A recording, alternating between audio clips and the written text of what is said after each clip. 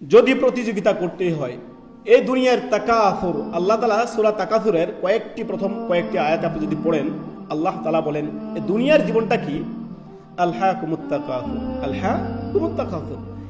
দুনিয়ার জীবনটা, প্রত্যেক জীবনে মানুষ এমন ভাবে প্রতিযোগিতা লাগাইছে, দুনিয়ার পিছনে এমন ভাবে ছুটতেছে, আলহাকুমুত তাকাফুর হাত্তা যুরতুমুল মাকাবির, কবরে যাওয়ার আগ পর্যন্ত তার খাই টাকা, আরো চাই, আরো খাই, আরো চাই, আরো খাই, আরো প্রয়োজন তার মিটবে না যতক্ষণ পর্যন্ত হাত্তা যুরতুমুল মাকাবির, কবরের সাক্ষাৎ যতক্ষণ, জিয়ারত যতক্ষণ না করে নিয়েছে, অর্থাৎ কবরের সাক্ষাৎ যতক্ষণ কবরে সে না পৌঁছে গেছে, অর্থাৎ মউত।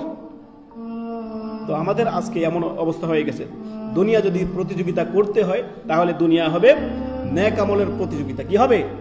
ঈমানের প্রতিযোগিতা। কে কত বেশি ঈমানকে সুন্দর করা যায়, আমলকে সুন্দর করা যায়, ইখলাসকে সুন্দর করা যায়, তাকওয়া বৃদ্ধি করা যায়, আমলকে পরিশুদ্ধ করা যায়, নিজেকে ইসলাহ সংশোধন করা যায়। এটাই আল্লাহ তাআলা বলেছেন।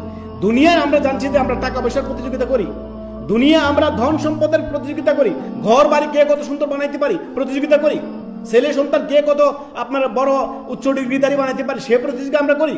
কিন্তু আখিরাতের ক্ষেত্রে আমরা বুঝি না সেটা।